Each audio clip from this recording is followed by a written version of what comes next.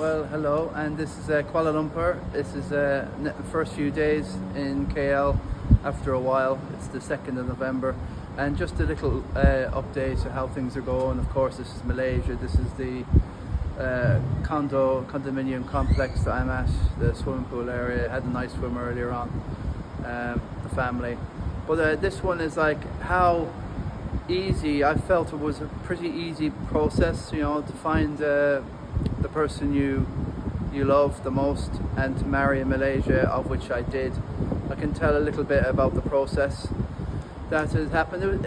Everything has just been so stress-free and natural, and there's just very little barriers. And we got married before the COVID, really, October 31st 2018, and basically you just have to reside in the country for 7 days before you fill out the registration form to the National Registration Department of the area that you're living in Malaysia, mine of which was Kuala Lumpur, and my registration area was Putrajaya.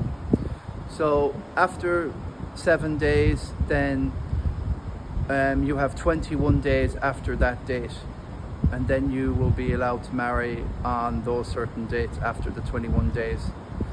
It's very important to do the 7 days before, and then to submit your registration, because that's a massive stipulation that they have in this country, because there are a lot of scam and sham marriages out there.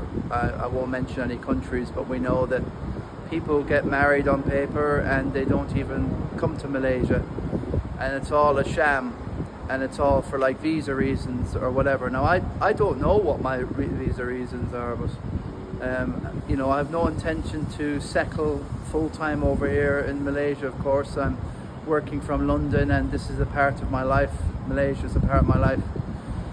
But at the ceremony, you need to have 2 people over 21, and they need to bring all their official documents, their birth certs, their driver licenses, and any other ID that they need. They have to all be originals. The same with the marriage process.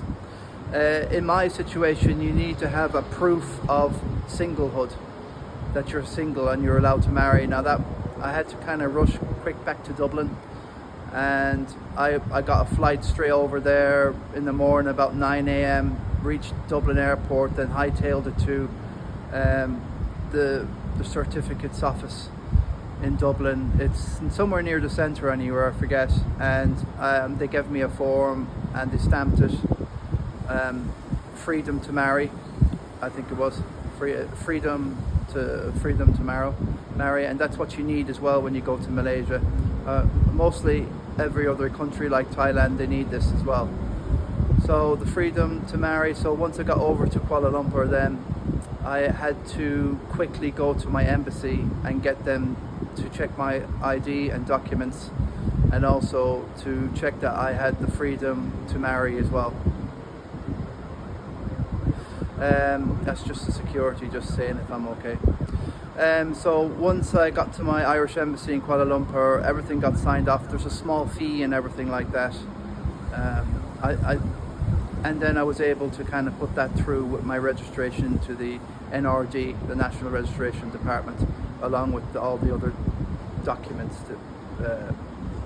passports, maybe birth certs, whatever you need, driver's license. And yeah, that was just all done in about 20 minutes, really. It was a great process. We went, then we got married on the day and had an amazing time in the Troika building and the restaurants.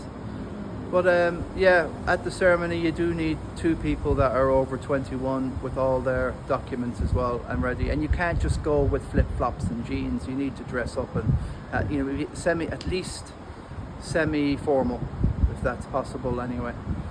And everything was just so straightforward. I think there was a small fee of 35 ringgit, which is about $5.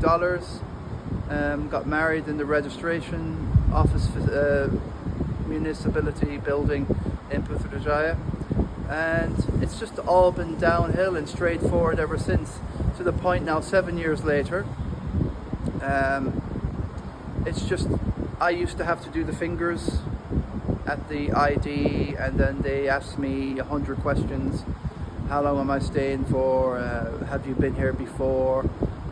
Who here do you know? Where are you staying? Now, before you, obviously, every time you go to Malaysia, you have to sign out this MID, or this form, which basically you fill out your name and you where you're staying in the place, how long you're going to stay, the date that you enter, the date you leave, all this. So it's a standard digital sort of ID, sort of Malaysian document certificate. I've butchered that. I should know it. MADC or whatever it is. And otherwise, you don't fill that out and have the little PDF thing, then you will be asked questions, and it will be a bit more of a complication. But I used to always need to do the 2 index fingers. Now I don't need to do any more. I don't need to visit the foreign passport area at the airport or the customs. The man said, the security custom guy said, oh no, you can go and use domestic passports. I couldn't believe it. I said, that's a result. It's amazing, because sometimes the queues for the foreign passports are just crazy. You're there for an hour, and it's just amazing that over these 7 years I seem to kind of naturally climatized into the Malaysian system, and to a point now I don't need to use my fingers anymore, the index. I can go through the domestic passports from now on. I just feel that I have more of a foothold here in Malaysia, and I think going forward, and this blog that I'm doing, Malaysian Dreams, I think hopefully the conclusion of this will be here more full-time based. Of course I want to have my Irish passport and stay and have the freedom and the flexibility to go back to the UK, whatever. I like to be flexible and all that, but yeah, if I can get set up here, it's not a bad place to chill for at least 6 months of the year. So anyway, things have been going fine. I've not been able to do a blog yesterday. The weather has turned, as I told you in my first introductory blog. The weather, of course, is monsoon. This is just a quick flying visit, really. And the wife will be coming over again in December to the UK, and then we'll come back in the summer for another stint and visit Sabah maybe, and do some other things. But just to round things up, basically, I found the whole process here just phenomenal. As long as you don't play any sort of games, you play by the rules, the system. There's no messing. Like it's. I just feel I've acclimatized naturally into the system, and I don't know, somebody's made a decision on me and our marriage, and the fact that I'm really happy for the first time. No, sir, go to the domestic passports. So that's what it's all about. Other things to kind of say about the blog going forward is, this isn't going to be a blog like I'm going to be hating on the UK system and its terrible place. I don't feel that way. But as I said in the first video, my introductory, the mood and I've got great morale. I feel a weight's lifted off my shoulder. It's just, the weather's phenomenal. It's always warm, even when it's thundery. We had a crack of thunder, a couple of back cracks of thunder that were like a bomb going off. You wouldn't believe it. Just going forward, it's a phenomenal place to be, and I'm definitely on a journey here. So anything else to report? I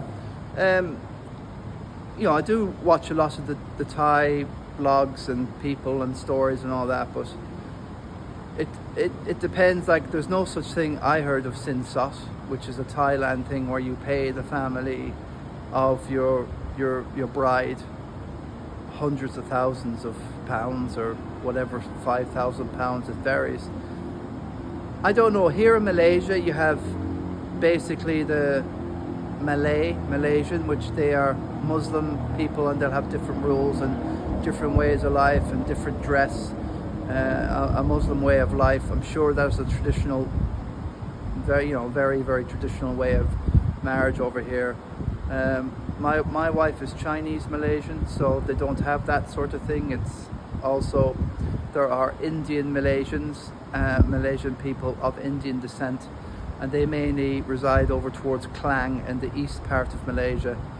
And of course they have a very traditional way as well of doing things. And just got basically naturalized foreigners that are here. In Malaysia, generally everyone speaks English or some form of English, because it's a good medium to traverse between, I don't know, is it Bangla that they can speak, or the Indians, or and don't think Urdu, that's Pakistani, but Hindi would probably be the language over here, possibly, that the Indians would speak. My wife would speak Cantonese, but Mandalay is also Chinese as well, as that version. So English is, you have no problem with English here, generally in any of the major cities or across.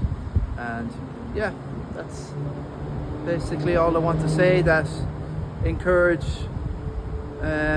foreigners, that the process is pretty straightforward. And yeah, if you do meet Mrs. Wright, it's pretty straightforward. I'm no expert. I can't give you that massive value. You need to check out and do your own research. That I advise you to do that, because everyone's different, and every situation's different, and every family's different, and every culture's different.